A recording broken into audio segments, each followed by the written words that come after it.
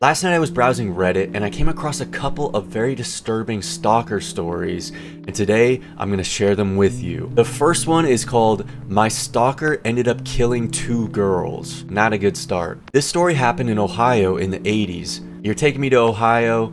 I already know bad things are about to happen. I was a teenager long before cell phones existed, living with my parents near Columbus. I don't know when the first time he saw me was, but the first time I saw him was through our kitchen window. We had a pop-out greenhouse window and it was late at night. I was getting a glass of water. All the lights were off and I happened to look outside and saw a figure of a man outside of the window. I froze and just went back into my room because I was so scared, acting like nothing had happened. Okay, see, this is where you start to lose me. You just acted like nothing happened. It may seem crazy I didn't do more. Yes, it does. But this was not the first time that I felt someone was watching me. For weeks before that, I knew someone was outside my bedroom window. We lived in a one-story house that backed up to the park, so anyone could go past the back of my house to the main street. It wasn't unusual for people to be around. For weeks, late at night, I would wake up with the strongest sense someone was watching me. It was summer, so the window was open, but I had blinds blocking my view from the outside and a screen to keep out bugs. After a few times of waking up like this, I started to hear someone touching the screen, like running their fingernails across the mesh. This happened 2 or 3 times a week, and sometimes I would get the courage to run to my parents' room, but by the time we went back, he was never there. Well, that's very troubling because that sounds demonic. They didn't really believe me either. This became an almost nightly thing, and I knew I wasn't imagining it, so when I saw him outside the window, it was almost a relief because I saw he was real and I wasn't imagining it. This went months until finally it started to snow, and then there were footprints visible outside my window, so my parents at least acknowledged he was real, but didn't really do much. Remember, this was the 80s. Then it all came to a head when I was home alone with a couple of friends getting ready to go out. My parents were away at a dinner, so we had the house to ourselves. The blinds were up on one of the bedroom windows, and as I turned around, there he was standing directly in the window staring at us. He was a scary looking guy with bright orange dyed hair. Oh god. Yeah, so this is where we call the police, y'all. This time, I screamed along with my friends. Okay, good. We ran into the bathroom, which didn't have any outside windows, and I finally got up the courage to run to the kitchen to call 911. Police came at about the same time my parents got home, but there was no sign of the guy. The police basically accused my friends and I of drinking and making the whole thing up. A few weeks later, I happened to see a newspaper and stopped dead in my tracks. There was a picture of the guy on the front page. He had attacked 2 girls in a gas station and ended up killing them. The police had shot and killed him when they were trying to detain him. Honestly, I can't remember all the details, and I haven't been able to find the article since. I remember feeling shocked and relieved that he wasn't coming back.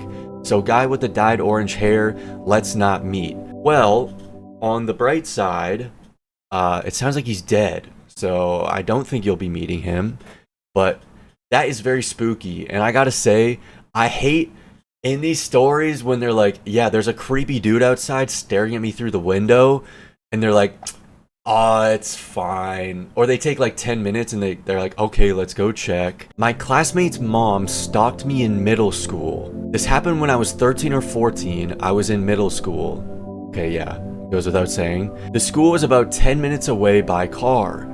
My parents worked out an arrangement with our neighbor, Jake, who was the same year as me. I think Jake was a normal kid. Our friend groups didn't overlap, so we didn't really see each other at school aside from carpooling. I don't remember the exact arrangement, but basically my parents would drop us both off at school together, and Jake's mom would pick us up. Okay, seems pretty straightforward. Jake was pretty quiet in the car. His mom was really chatty. I had no issue with that. She always wanted to know what was going on at school. I wasn't going to share all the gossip with her, but I told her generally things like how we had a spring play, how there was a science fair, etc. I would have about 10 minutes of conversation with her, and we'd get back to the apartment complex where we lived. Okay? Seems pretty normal. Then one day, things got weird. Jake was sitting in the back seat that day. I was sitting in the front seat. His mom said, "I think you and Jake would make such a cute couple. You should be his girlfriend." Oh, brother. Yeah, that's kind of uncomfortable. I didn't know what to say to that. I think I mumbled something like, I don't know about that, and stared out the window trying to act like nothing was happening. Why was she bringing this up? She didn't really know me and barely even knew Jake. I didn't say anything more in the car. I remember just feeling a really weird awkwardness in the air. I didn't even turn to make eye contact with Jake. I figured he was probably just as comfortable as I was. I mean, yeah, if my mom was trying to set me up with some girl that I barely knew, I would also be pretty uncomfortable. When my parents came home that evening, I told them. My mom and dad kind of shrugged. This hasn't been a serious violation.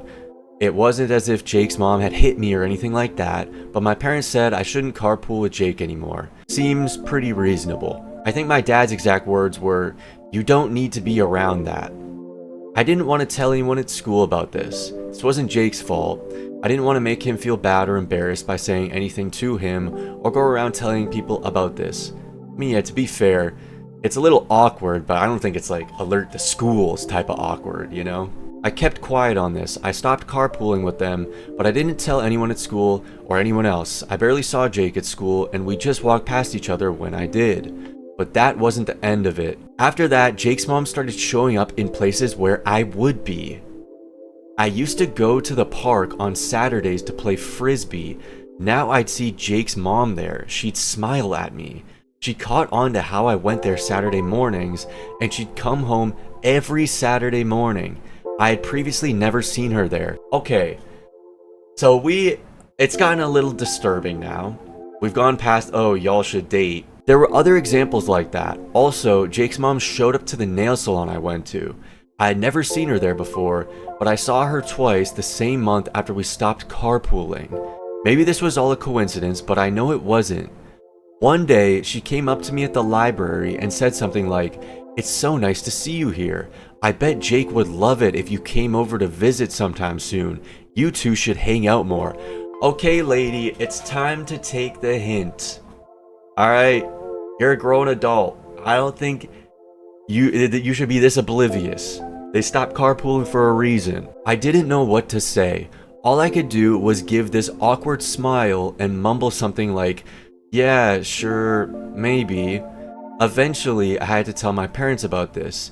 They had a talk with Jake's mom and told her to leave me alone. That was the end of it as far as I know. It was a really weird situation. From that point onward, we'd almost never see each other. I hope that means she stopped paying attention to me. And that's it for today's video. I hope you enjoyed. Please leave a like if you did, and leave a comment below letting me know your thoughts. If you want more Reddit stories, I can bring you more.